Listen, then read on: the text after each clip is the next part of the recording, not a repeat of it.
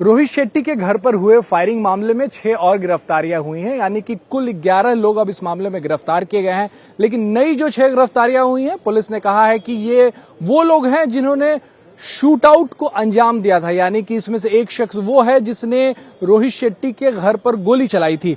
इन लोगों को, इन नए आरोपियों को कोर्ट में पेश किया गया।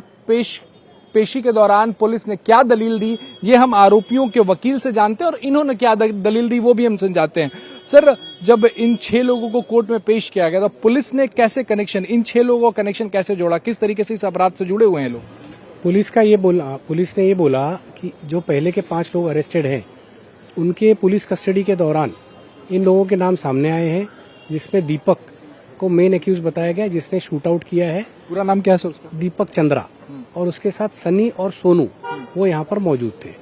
मतलब दीपक, सनी और सोनू वो लोग मुंबई में मौजूद थे, जिसमें दीपक ने इस घटना को अंजाम दिया है और सनी और सोनू उसके साथ थे। लेकिन हमारी आर्ग्यूमेंट्स ये थी कि सनी और सोनू उस वक्त उस स्पॉट पर प्रेजेंट नहीं थे, जो कोर्ट ने कंसीडर किया। लेकिन कोर्ट ने फिर उसके बाद भी पुलिस कस्टडी ग्रांट की है 25 तारीख तक। रिमांड कॉपी में कुछ लिखा है दीपक का, सनी का, सोनू का क्या है? जैसे दीपक के बारे में शूटर बताया उन्होंने, सनी और सोनू जो है उनका क्या रोल है इस मामले में? सनी और सोनू को ये बताया गया कि ये लोग बार बार दीपक के साथ आके यहाँ पर रेकी करते थे, इस जगह की रेकी करते थे और पूरा मुआयना करके इन्होंने आगे इस घटना को अंजाम दिया। कितने दिनों से रेकी कर रहे थे? क्या इस बात का भी जिक्र था क्या रिमांड रिपोर्ट में? इस बात पर पुलिस अभी साइलेंट है कि कितने दिनों से चल रहा है, लेकिन बहुत दिनों से ऐसा वर्ड यूज किया गया था कि काफी दिनों से इन्होंने रेकी की है। और जिस दिन जब ये गोलीबारी की घटना हुई तो क्या दीपक के साथ सनी और सोनू भी उस घटनास्थल के आसपास मौजूद थे?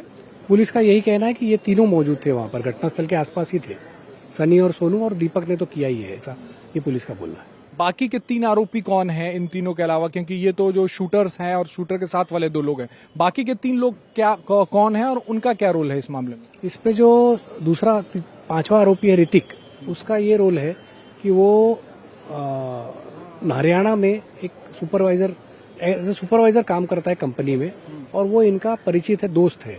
जब ये यहाँ से भागे तब ये वहाँ गए, उसके कंपनी में रुके और कंपनी में उसने इनको रुकने दिया और उस आधार पे उसको अरेस्ट किया गया। कौन सी जगह पे रुके जाके? यहाँ हरियाणा में जहाँ पर ये काम करता है, आपका ऋतिक काम करता है जिस कंपनी में। और उसके बाद वहाँ से ये आगरा गए। आगरा में ऋतिक के बाद जो दूसरा आरोपी है, यहाँ से मुंबई से भाग के लोग आगरा गए या हरियाणा गए? नहीं, पहले विशाल के पास गए हैं आगरा, पहले आगरा गए हैं, आगरा में रुके हैं, आगरा में विशाल के घर पे रुके हैं। विशाल भी इनका दोस्त है और उसको भी इन्होंने यही बोला कि हम घूमने आए हैं, आगरा घूमने आए, तो इसलिए उसने हमको अपने घर पर रुकाया, जिस वजह से आज उस आधार पे विशाल को अरेस्ट किया गया।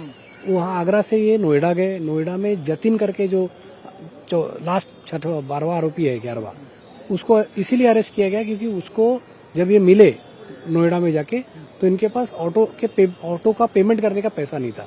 वो 1500 रुपया उसने दिया था पेमेंट, तो उस आधार पे उसको अरेस्ट किया गया। आगरा से नोएडा का जो ऑटो का भाड़ा था वो दिया। और ऋतिक की बात आप कर रहे थे, ऋतिक क्या? वहाँ से फिर ये हरियाणा गए ऋतिक के कंपनी में, जिस कंपनी में वहाँ रुके, और वहाँ उसने उनको रुकाया। वहाँ पर भी इन्होंने यही बोला कि हम घूमने आए हैं, और उसने बोनाफाइडली इनको रुकाया और उस आधार पे उसको भी अरेस्ट किया गया। मतलब मुंबई में घटना को अंजाम दिया, इसके बाद वो आगरा गए, आगरा से नोएडा गए और नोएडा से फिर हरियाणा गए। ये पूरा चेन जो है पुलिस ने अपने रिमांड रिपोर्ट में बताया है। क्या तारीख भी बताई है कि किस तारीख को वो आगरा पहुंचे, किस तारीख को नोएडा पहुंचे, किस तारीख को हरियाणा? इतने डिटेल में नहीं है, ये नहीं है, ये इन्वेस्टिगेशन का पार्ट है। पुलिस ने और क्या क्या कहा कोर्ट में सर इनका रिमांड मांगने के लिए? पुलिस को क्या जांच करनी है जो पुलिस ने कोर्ट में अदालत के सामने कहा? पुलिस को अब ये जो हथियार यूज हुए हैं, बंदूक यूज हुई है, गोलियां यूज हुई है, ये सब कहाँ से इनको मिली वो जानना है, ये इनको किसने प्रोवाइड किया वो जानना है, और उसको बंदूक को बरामद करना है, इसके पीछे कौन कौन है वो जानना है, मोटिव जानना है। तो पुलिस का मोटा मोटी यही आर्ग्यूमेंट था कि ये सारे कारणों से इनको 15 दिन की पुलिस कस्टडी दी जाए, इस ग्राउंड पे उन्होंने मांगा है।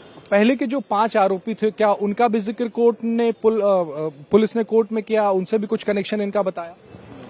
पहले अभी उनका कनेक्शन नहीं बताया, सिर्फ ये बताया गया कि उस इन्वेस्टिगेशन के दौरान ये चीजें, जो मटेरियल सामने आया है, उस मटेरियल के बेस पे ये कार्रवाई की गई है। रणवीर सिंह का एक मामला आया जिसमें बताया जाए कि उसको धमकी दी गई, तो क्या कोर्ट में ये जो गिरफ्तार आरोपी हैं या इस केस में जो और आरोपी हैं उनके बारे में कोई जिक्र किया गया कोर्ट में कि ये उस केस से भी जुड़े हो सकते हैं? नहीं, उस विषय में कुछ भी नहीं बोला गया। अभी प्रोसिक्यूशन की तरफ से कुछ भी नहीं बोला गया। कोर्ट से कितने दिनों की कस्टडी पुलिस ने मांगी और कितने दिनों की कस्टडी कोर्ट ने दी? कोर्ट से 15 दिन की मांगी गई है और 25 तारीख तक की कस्टडी दी है, 10 दिन की। एक आखिरी सवाल ये समझना चाहेंगे सर, इस केस पर मकोका लगा है, इसका मतलब क्या? आम आदमी की भाषा में अगर हम समझे तो इस केस पर मकोका लगा है। जो भी आरोपी गिरफ्तार हुए मकोका के चार्जेस के अंदर गिरफ्तार हो रहे हैं, तो आम आदमी की भाषा में इस स्ट्रिंजेंट लॉ को कैसे डिफाइन करें? तो आम आदमी के लिए तो Maharashtra control of organise crime act, ये स्पेशल एक्ट है ऑर्गेनाइज क्राइम को कंट्रोल करने के लिए। और ऑर्गेनाइज क्राइम सिंडिकेट का पार्ट जब कोई होता है तो उस पर ये विद जॉइंट सीपी के एक परमिशन के बाद इसको इन्वोक किया जाता है, जो पुलिस ने किया है। इसके लिए स्पेशल कोर्ट होती है। इसमें जो रिमांड की अवधि होती है वो भी 2 गुनी होती है। इसमें आपको जो चार्जशीट फाइल करने का जो समय सीमा होती है अधिकतम 90 दिन, वो भी 2 गुनी होती है। और इसमें जैसा मैंने बोला रिमांड की अवधि भी 2 गुनी होती है।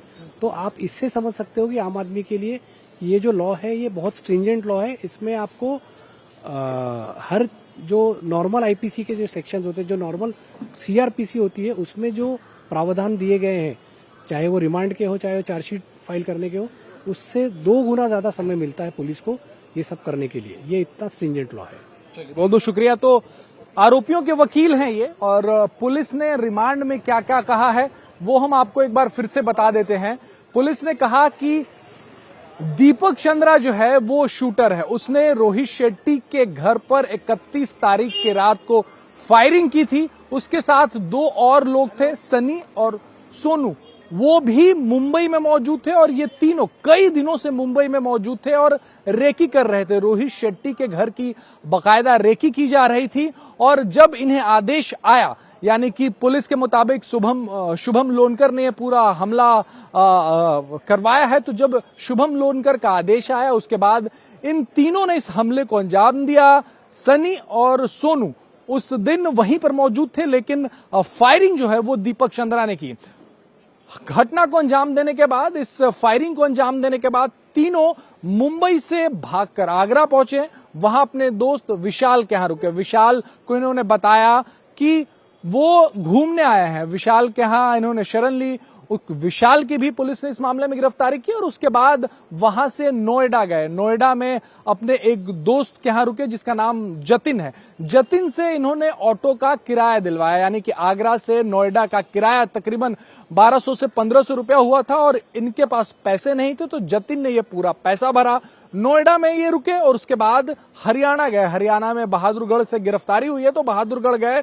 वहां पर ऋतिक नाम का शख्स था, वो भी इनका दोस्त था, उसके यहां भी रुके। तो ये 3 लोग जो है शूटर्स के अलावा, यानी कि दीपक, सनी और सोनू के अलावा जो बाकी के 3 लोग हैं, जतिन, ऋतिक और विशाल, इन तीनों ने शूटर्स को शरण दी, उन्हें भागने में मदद की। इस बिना पर उनकी गिरफ्तारी हुई है।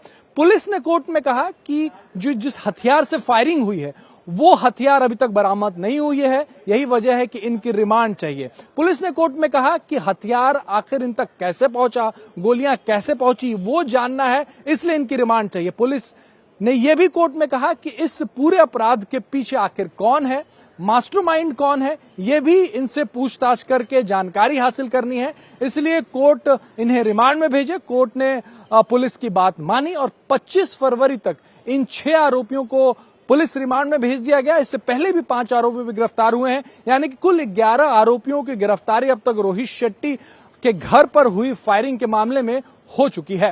कैमरामैन देवेंद्र दयाल के साथ राजेश कुमार, इंडिया टीवी, मुंबई।